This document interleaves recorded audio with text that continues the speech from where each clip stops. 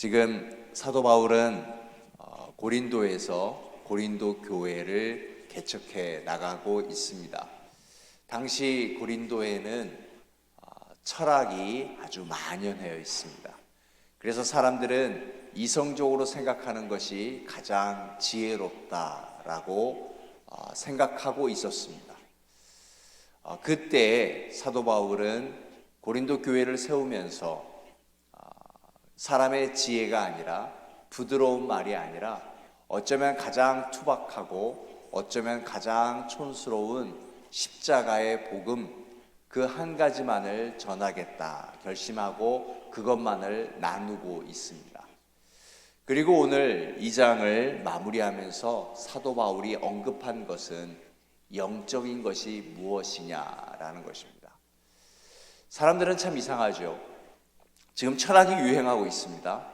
그리고 가장 이성적인 것이 가장 좋은 것이고 복되다고 믿는 사람들 앞에서 지금 이들이 궁금한 것이 무엇인가 하면 신령한 것, 영적인 것이 무엇이냐라는 겁니다.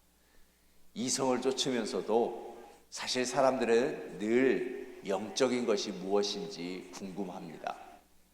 그래서 사도 바울은 오직 하나님의 말씀에 의해서 영적인 것이 무엇이냐, 신령한 것이 무엇인가를 오늘 전달하고 있는 것입니다. 우리는 예수 그리스도를 구주로 믿는 우리에게 가장 큰 선물이, 우리에게 부어지는 가장 큰 선물이 무엇인가 하면 그것은 성령께서 함께 하시는 것입니다. 성령께서 나와 함께 하실 때 이제 비로소 우리가 영적인 사람이 되는 것인데, 우리 역시 이것을 바로 알아야 하는 것입니다. 영적인 것이 무엇인가? 사도 바울 역시 이 고린도 교회에 전하는 메시지입니다. 고린도에 살고 있는 철학을 따르는 사람들에게 가르침이 아니라 교회 안에 있는 사람들에게 신령한 것이 무엇인지, 영적인 것이 무엇인지를 전달하려고 하는 것입니다. 결론은 이것입니다. 성령의 사역 없이 누구도 영적인 사람 될 수 없다라고 하는 겁니다. 우리가 이 안에 기도하고 있지만, 기도하고 있다고 해서 영적인 사람이 아니라, 교회에서 직분을 맡았다고 해서 영적인 사람이 아니라, 어떤 봉사를 하고 있다고 해서 영적인 사람이 아니라 내 안에 성령의 역사가 있어야 된다라고 하는 겁니다. 한번 오래됐는데요, 뉴욕에서 한번 발칵 뒤집어진 사건이 있었습니다. 모두가 다 한 분을 장로님으로 알고 있었습니다. 근데 사실 이분은 참 선한 분이셨어요. 그래서 아내가 이제 이민 오면서부터 교회를 찾았고, 또 교회를 다니니까 늘 또 아내는 운전을 못해요.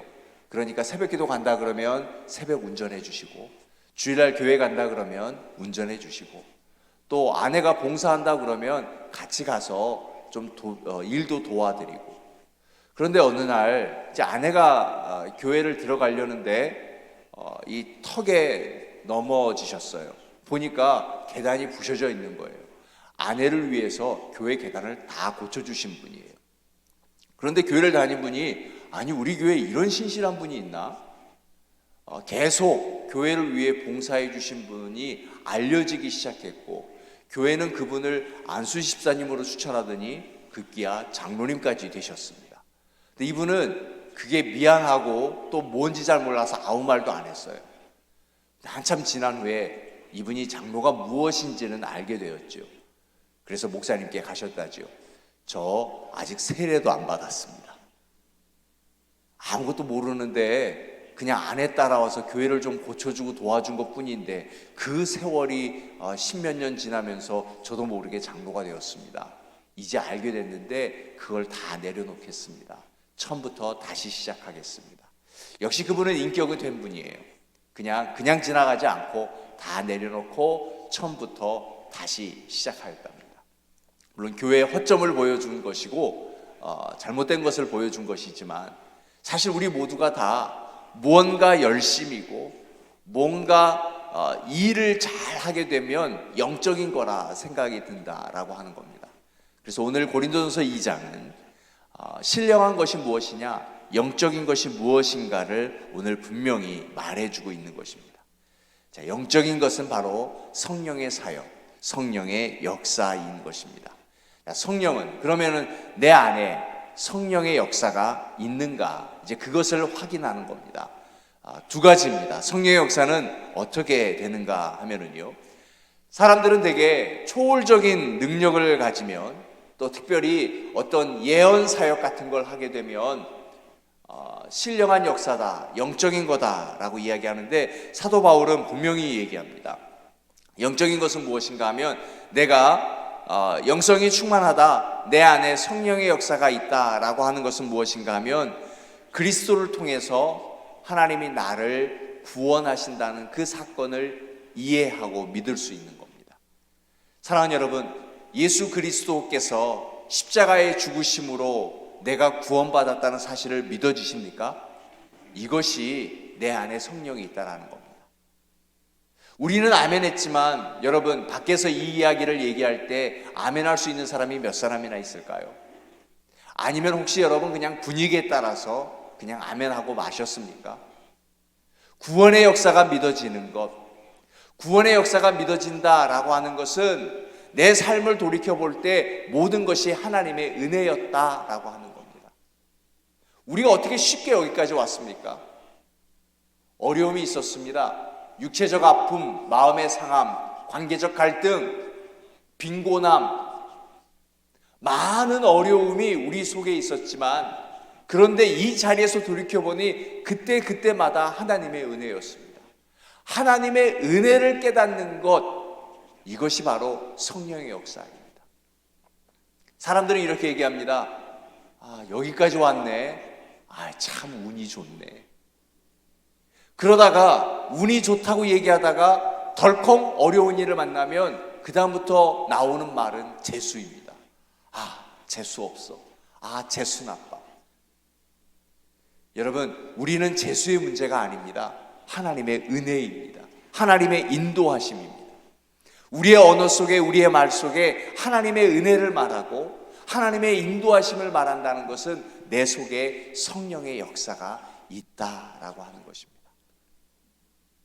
성령의 역사가 있고 하나님의 은혜를 알기 때문에 오늘 내가 넘어짐은 넘어짐이 아니라 하나님의 인도하심이며, 이 넘어짐에서 일으켜 세우실 분도 하나님이라는 걸 알기에, 그래서 아파할 망정, 울 망정, 소리칠 망정, 신음할 망정, 내 안에 하나님의 계심을 믿고 의지하며 나아갈 수 있는 힘이 생기는 것, 이것이 바로 성령의 역사다라고 하는 것입니다.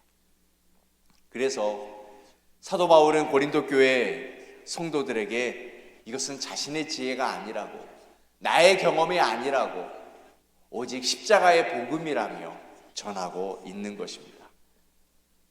이 복음의 진리를 깨닫는 사람이 비로소 영적인 사람인 것입니다. 복음의 진리는 무엇이냐? 우리 삶의 모든 것이 하나님의 은혜다라고 하는 겁니다. 자, 두 번째입니다. 첫 번째 성령의 역사는 하나님의 은혜를 깨닫는 겁니다. 하나님의 은혜를 아는 겁니다.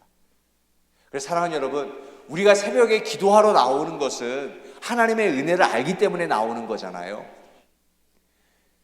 두 번째는요, 내게 성령의 역사가 있다라고 하는 것은 내가 경험하고 내가 깨달은 하나님의 은혜는 나를 통하여서 전달되어지는 것입니다.